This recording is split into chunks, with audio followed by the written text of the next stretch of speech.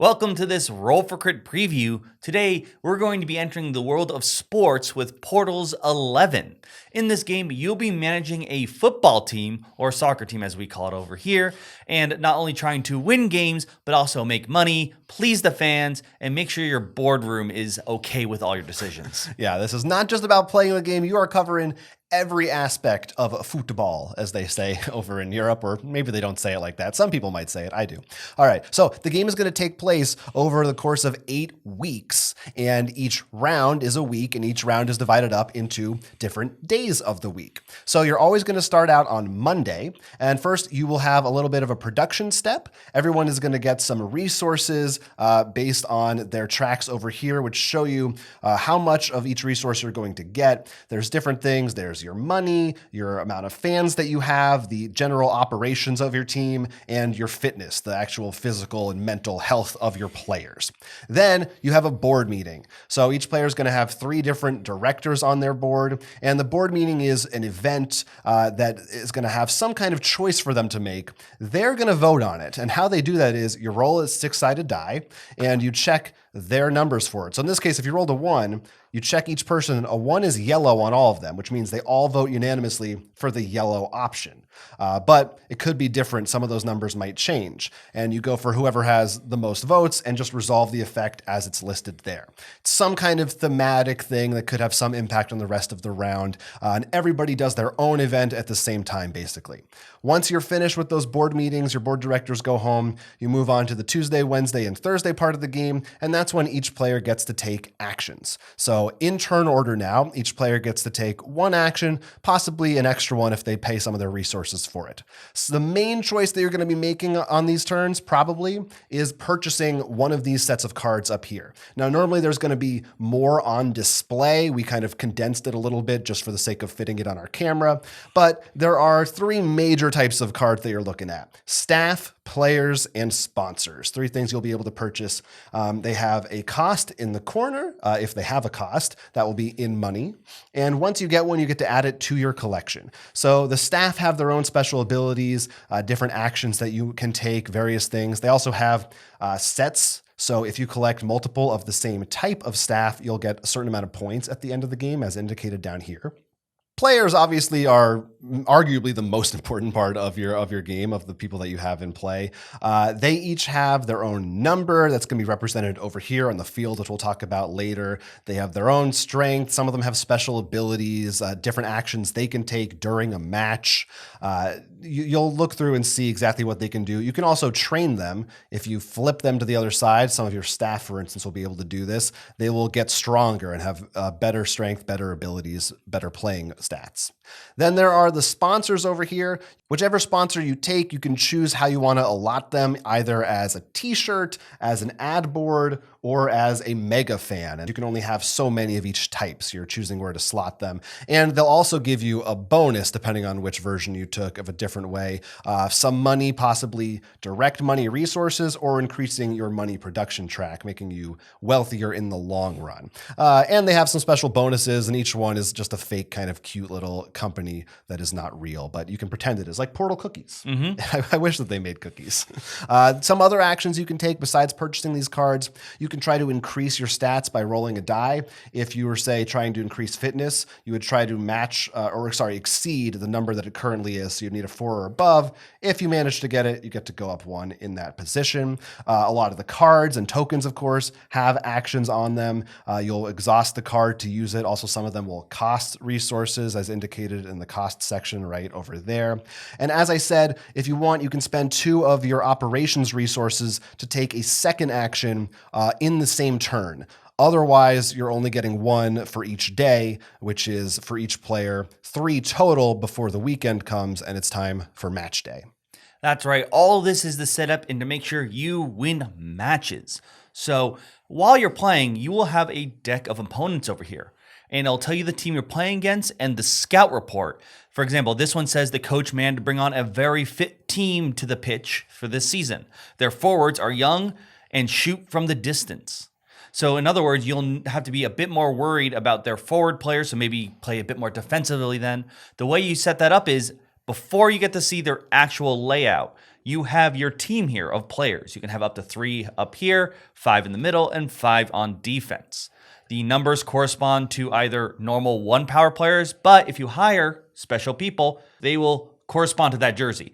That also means if you had both of these players, they both can't be on the field because you only have 1 too. So hire your players wisely. You can also sell them later on, by the way, because sometimes you just got to trade players. Anyways, when you get here, you can decide whether they'll play defensively or aggressively. This will be helpful depending on positions. You're probably going to want to put more aggressive people up front, more defensive back, but you play your team how you want to play them. Once you are good to go, you've decided how everything's going to go out, you will flip this card over. You're going to then compare them, each area of the board, based on the soccer ball, the aggressive, versus the shields, the defensive. If there are more soccer balls there than the shields of their opponent, that team scores. So hypothetically, both sides could score, or nothing can happen if there's only defensive players there. You're going to go through each section, moving points up as you go along, and see, hopefully, that you get more points. If you do so, you're going to move up on the relegation track up here. This is going to get you a lot of points depending on where you are, and possibly lose some points if you get relegated to a lower tier. Not only are you playing against the other people at the table, but there's just other teams in general. So you're going to have to keep an eye out for them as well. You're going to roll these dice, and that's how they are going to move, because they played against each other, I guess. And so they will move up. All the greens will move up 1. Reds are going to also move up 1. But let's say if they did that, they'd move up 3 for a win, while blue lost. These have different ratios. Red team seems to be a much more aggressive winning team. Well, green's not that great. Once the 8 weeks have passed, you're going to look at your board and see how many points you get. First, very easy, look at if things just have victory points like most of the stadium parts do. If, as we said before, collecting sets of different staff members, as well as if certain players have it. Finally, look at that relegation board. If you're in some of the first slots, you're going to get quite a bonus in victory points. But the last 2 slots mean you didn't do that well. In fact, you're relegated to a lower tier. That's bad, which means you're actually going to lose points. So you really want to at least not be at the bottom of the tier. Now, a couple things to go over with this game. First of all, it's a prototype, the version that we're looking at. So you'll want to check the link below to see the final versions. But there's some parts of these boards that we don't have. In fact, there's a whole board we don't have, which will actually organize all these cards up here for you. Yes. That we've just thrown together so you can see it all. We didn't also mention there's 2 other parts that weren't printed on ours that should be on the final ones. There's an office, which is another thing that you can spend money on to get more points. And you got to actually pay your staff. So you're going to have to worry about that as well. Yeah, and also there's still, this is a big game with a lot of stuff you can do in it. There's things that we kind of glossed over a little bit, like even you mentioned these stadium parts over here. That's something else you can buy that will maybe give you special bonuses or extra actions you can do. And fans fill up your stadium. The more room you have, the more people come in and give you money. Yeah, that's the point of these red pieces. They're basically, these are your fans. So they're the ones you need to care the most about. Yeah, so it really covers like every aspect you could possibly want out of a football game. And obviously we talked about generic game, but of course there are scenarios, which means there are maybe different goals and rules for you to apply, maybe make things more aggressive or interesting. So that can be another way to play this game. Yeah. This is one of those games that, I mean, if you've played a Portal game, you know what you're getting into, where there's just so many different strategies and weird things, like depending on which one of your board is, because as you can see here, they actually come in 3 different flavors. Some just give a one-time bonus. This one actually has its own action, so you can try to leverage that to your advantage and stuff. And then, of course, you got random events going on, which are really interesting. I love how that worked out and how they can vote for that.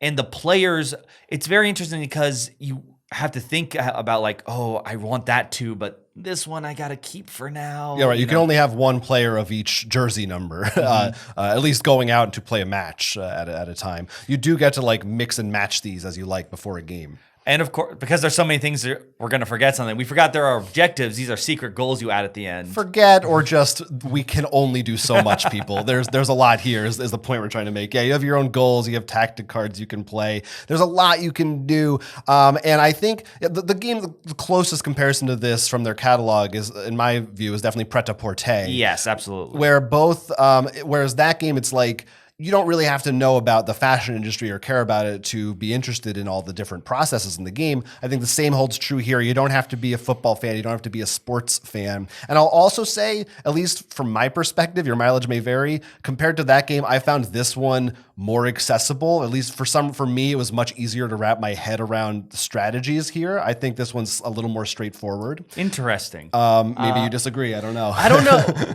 I guess I felt like Pret-a-Porter, I didn't need nearly as much knowledge about fashion. Like, okay, I need color to this one. Like, what little I've learned from listening to some podcasts and stuff where they actually talk about football, I like that helped me a bit. So I think having some knowledge. I have no knowledge at all, and I did not feel like but also just in terms of the pure gameplay, regardless of theme, I think this is a little easier to learn the strategies of. At least that's what I found based on our short experiences with it. And I think it's really cool how even though, the actual playing of the match, it's more like a mini game. It's not like a full-on soccer game. For being just 1/3 or so of the game, they did a pretty good job making you feel like you are really experiencing a soccer game. Like, as condensed as it is, it doesn't feel like it's super simple or dumbed down. You do have to think about your strategies, the position of your team members, which is kind of cool. It goes a little further than I think I really expected it to go, or that I think it needed to go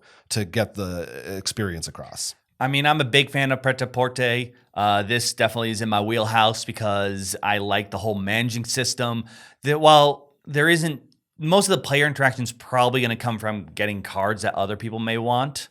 You're not playing against each other, really. Or at least the basic. I'm sure there's... And thematically, you're not playing against each other. I bet there's a scenario where that's all you do. Maybe. But I still just love this idea of the engines you build and stuff. Like, okay, I have this set up. Like, this feels... honestly, a lot like if you played any kind of war game, almost like maybe even their own like Hiroshima Hexen style. Like, I got to put this guy here. He's gonna hold that zone, and because I know they're weak in the front, so I'm gonna really get aggressive there or something. Yeah. There's a lot of different. It's one of those games where it kind of has multiple different fields that you're worrying about at any given time, and also, as you can see, be prepared for it to take up plenty of table space. So this is just one player set. Every player has one of these. Almost everything, excluding this very top row, you will have all this. Yeah. So be ready for that. But yeah, if you're a fan of Portal games, if you played Pret-a-Porter, or if you just or if you're interested in football in general, absolutely worth taking a look at. This one is actually going to be on Gamefound. So you need to go over there to see, as we said, what the final version is going to look like, the components, the makeup of it, and the additional stuff we don't necessarily have to show you, because there's a lot there. And I'm sure there's stretch goals, add-ons, and fun stuff that you can take a look at the link in our description below. We'd love to hear your thoughts on this, and if this is something you're going to back, let us know in the comments down below. But until then, I'm Will. I'm Jonathan. And this has been Roll for Crit. Thanks for watching. While you're here, why don't you like the video, subscribe to our channel for more content, or you can check us out on Patreon, where if you support us, there are a lot of cool goodies like posting in our Discord channel. We've also got a podcast you can listen to. We have weekly guests, lots of board game discussion. Check that out as well.